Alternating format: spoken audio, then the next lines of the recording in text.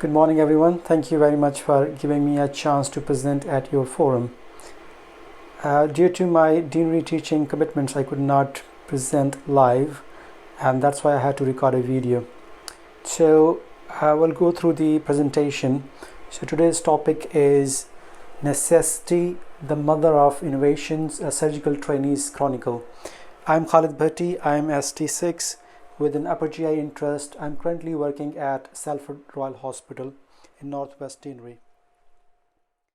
Right, so this is the outline of my presentation.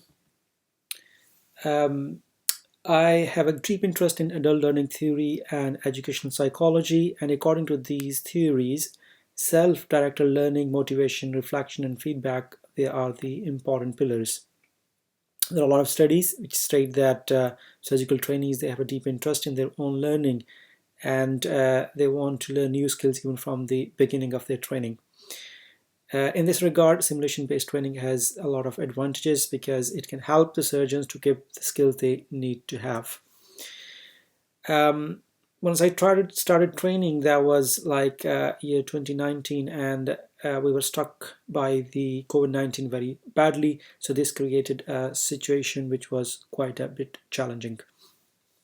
Now, in this narrative, I'm just going to explain and present my personal experience of dealing with these challenges and how we came out of this trouble, and rather we were rewarded for being innovative at that time. As I mentioned, this is a qualitative narrative study, and I looked into my ISCP records and my personal data to look into the different accomplishments during this period. Now let's start my story. So it's 2nd of October 2019, very happy as an ST3 trainee, and with an intention to become an upper GI resectional surgeon. So my first attachment was at Carlisle in colorectal, and the next 6 months were expected to be in upper GI starting from April 2020. I was very much motivated, and you can see this is the on the 4th of February in 2020, I booked a course, advanced laparoscopic surgery, just after 4 months of being into training, because I was looking forward to develop myself as an upper GI surgeon. However, this is the same time when the peak of the COVID with a lot of morbidity and mortality was happening.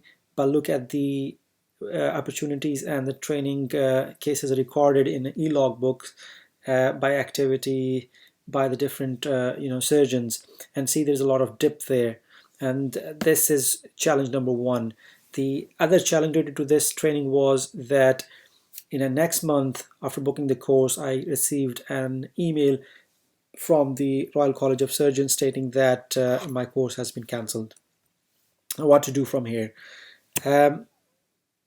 I think I started thinking about buying my own personal kit for the practice. So I ordered one laparoscopic kit and with the instruments through the Amazon, and lo and behold, so same problem, because of the COVID, there was a delayed delivery time. It would happen in a month's time.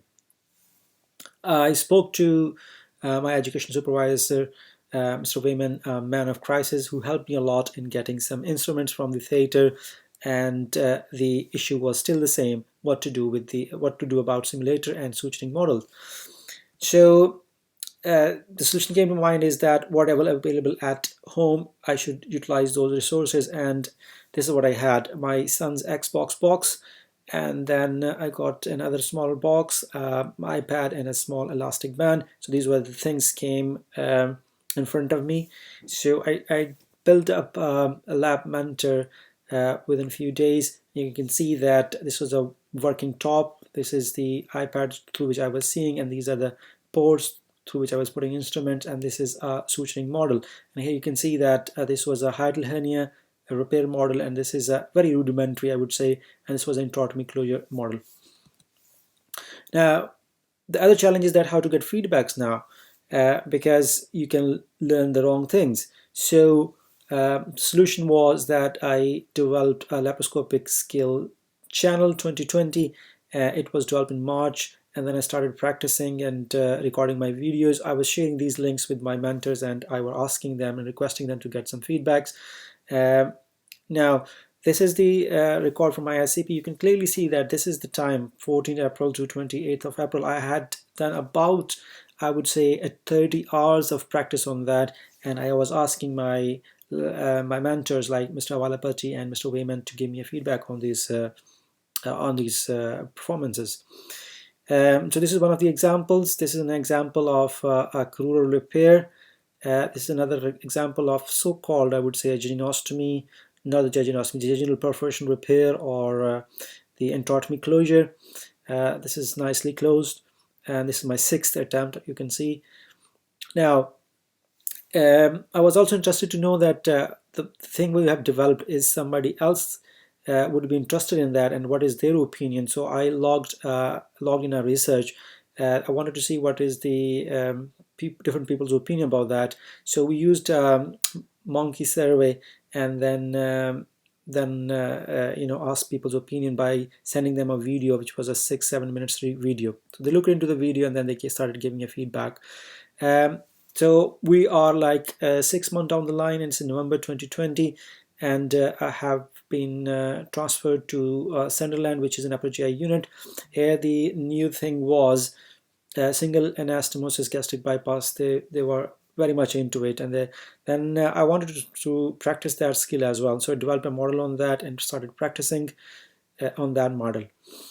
Now, in the same month, I sent an abstract about the flat elastic band based laparoscopic modeling for the conference, which was accepted, and then I was given a chance to present at their forum. So this is my second reward beyond ISCP and feedback. In February 2021, we presented our model at ACIT, and then we were awarded as a winner for the hackathon, the championship, and they were interested in further developing this model so that they can offer this to the trainees. In June 2021, which is like 1 year and 3 months down the line, and I was rewarded by an abstract publication in the Journal of Surgical Simulation. In a few months time, the paper was published in Surgical Clinic Journal, and the other reward was definitely improvement in the lap suturing skills. You can see here that the graph, I started somewhere here with a 35 minutes for closing and enterotomy, and then although this was not that difficult, the left and right inguinal hernia repair, but you can see that after 6th attempt, the time for closure for repair actually plateaued, and the first 6 and the comparison between the first and 6 and the last 4 attempts, there is significant improvement in the operative time as well as in the efficiency.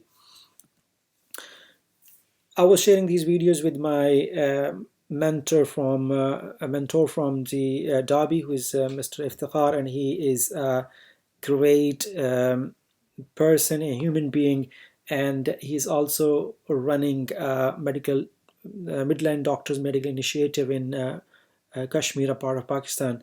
So he actually asked me that he trusted me that I should go there and perform some surgeries.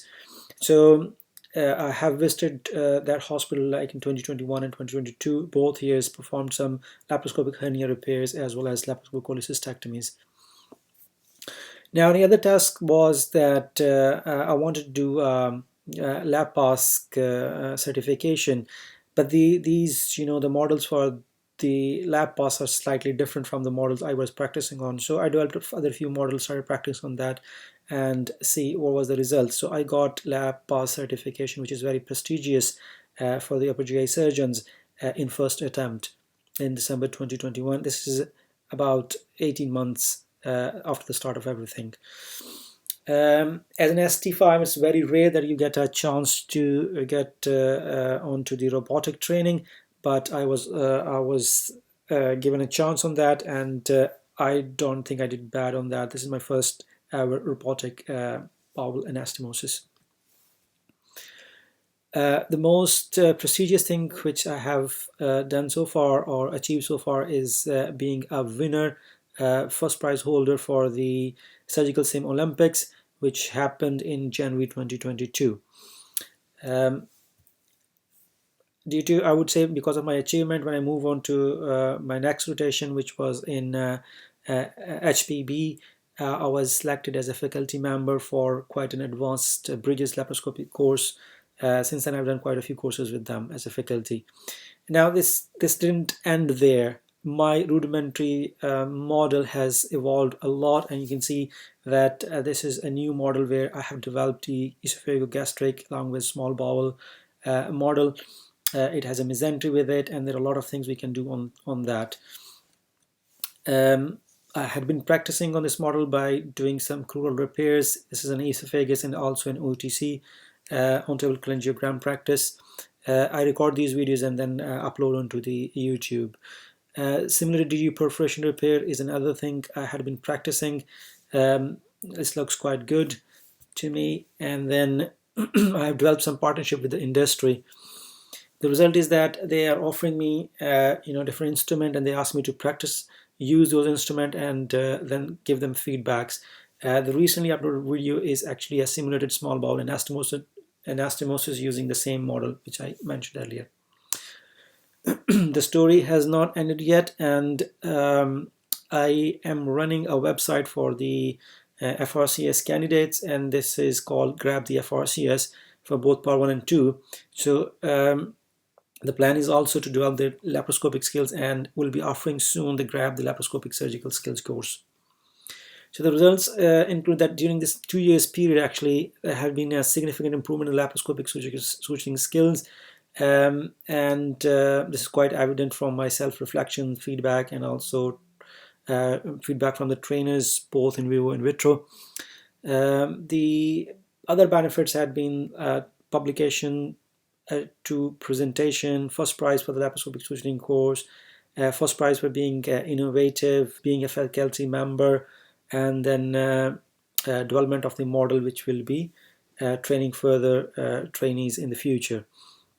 I'll show you some snapshot of the videos.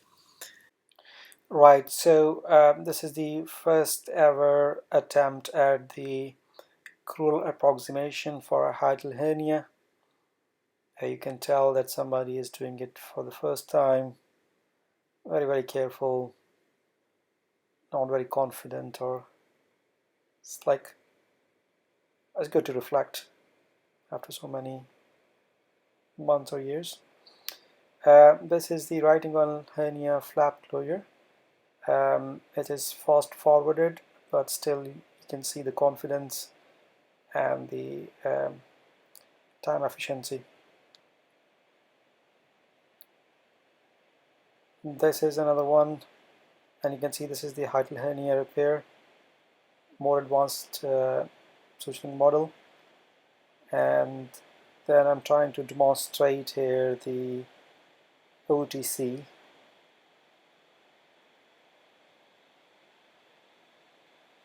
So this is an OTC tube.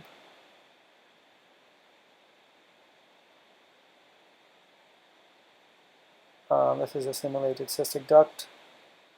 In a real practice, I used to struggle, so that I developed this model and started practicing on that.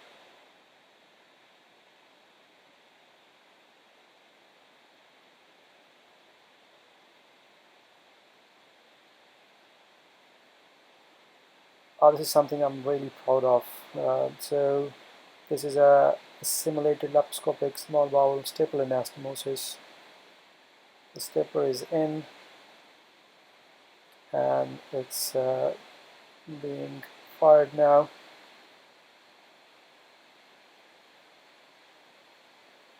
And after some time, you start closing the enterotomy.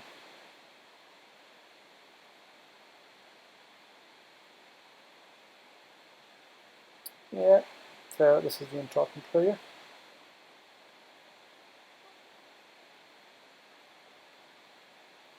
I'd like to conclude with these words: that in the midst of difficulties, opportunities present themselves, which, if taken advantage of in the right way, can pave the way for a great deal of success.